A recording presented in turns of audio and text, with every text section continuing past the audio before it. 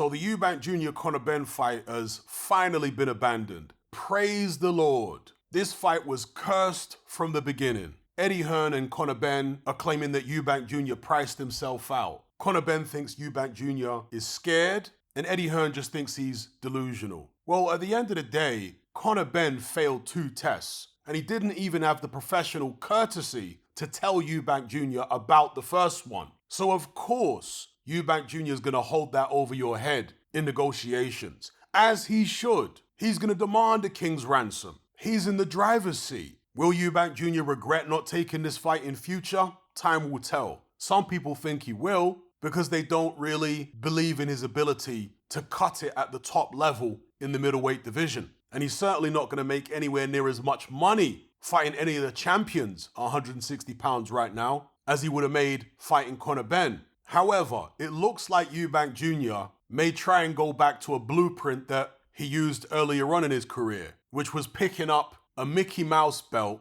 and marketing it as legitimate. I mean, that's what his dad did back in the days with the WBO title, because back then, the WBO wasn't seen as any more legitimate than the IBO is today. And so Eubank Jr., who's previously held the IBO middleweight title, is apparently, according to his promoter Kalle Sauerland, gonna go for it again. So to quote Kalle Sauerland, he said, "I think the IBO is a belt that he's worn in the past, and it's a belt he's had many big fights with, and it is what it is. It's about getting into those big fights. It's a tough challenge. It's a champion who is 19-0, undefeated, a big knockout boxer. So ultimately, we'll see what happens with those negotiations. It's been mandated, so we've got to work out, does that go to a purse bid, or do we find a deal with them?" Unquote, right? Those are the words of Kalle Sauerland. Now, this big knockout boxer he's talking about is this guy right here, Etinosa Oliha. I think that's how you pronounce his name. He's a fighter based in Italy, 25 years of age, 19-0 with 8 KOs. Kalle Sauerland was saying he's a big knockout boxer.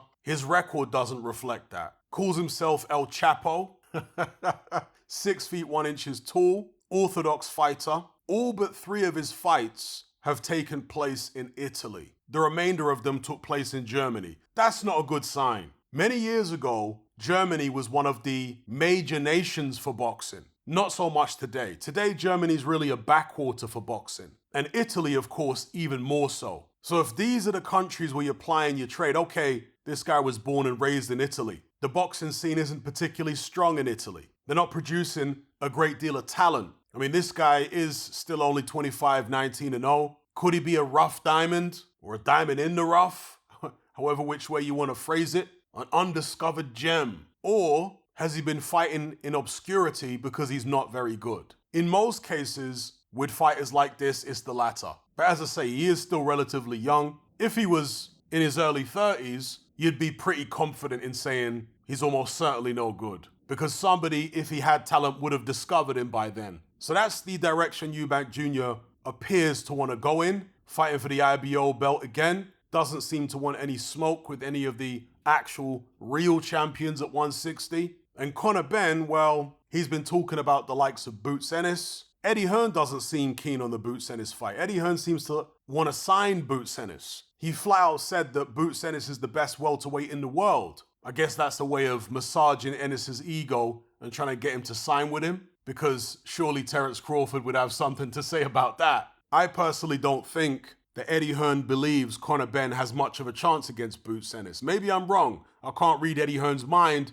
but I'm trying to read his actions and read his words. Read in between the lines. I'd be very surprised if Conor Benn versus Boots Ennis happened anytime soon. I mean, I'd like to see it. Why not? Conor Benn's a contender at 147. Terence Crawford may be tied up with a Errol Spence rematch. Let's see Conor Benn versus Boots. But more realistic would actually be Conor Benn versus Devin Haney. Apparently that fight is in negotiations already, or at least preliminary talks. They're both with Eddie Hearn. Devin Haney's got 1 fight left with him. I can't imagine, if there is a rematch clause, Regis Prograis would want to trigger it and fight Devin Haney again after the way the first one went. Then again, you never know. So perhaps Devin Haney would be free and available to fight Conor Benn. Presumably that would be at 147. Would Devin Haney try to drain him a little bit? You guys let me know what you think. And if it is at a full 147, how do you guys see that fight going? Will Conor Benn get completely schooled?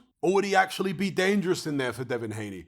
I'm going to say that Conor Benn would give it a better go than Regis Prograis. I think Conor Benn is a better pressure fighter than Regis Prograis. I think his feet are a bit faster. He's younger, obviously. He comes in with that head movement, swinging big shots. So I think it would be a more entertaining spectacle. And surely that fight would be overseas and not in the UK. Unless they get this situation with the British Boxing Board of Control resolved pretty quick. And it seems to be dragging out, so perhaps they won't. Anyway, long story short, I'm glad that the Eubank Jr. Conor Benn fight has fallen through because I was never keen on the fight in the first place. I always thought it was weird. Yeah, we all love a bit of nostalgia, but these guys are several weight classes apart. Neither one of them is a world champion. One of them's coming towards the end of his career. The other one is only just coming into his prime maybe. Hasn't even had a world title shot yet at welterweight. Him jumping up several weight divisions to fight a middleweight, it just seemed weird to me. The timing of it was weird. And ultimately, the boxing gods agreed. As far as I'm concerned, there are far more intriguing fights both of these guys can have in their own respective weight classes. So let me know what you guys think about it all in the comment section below.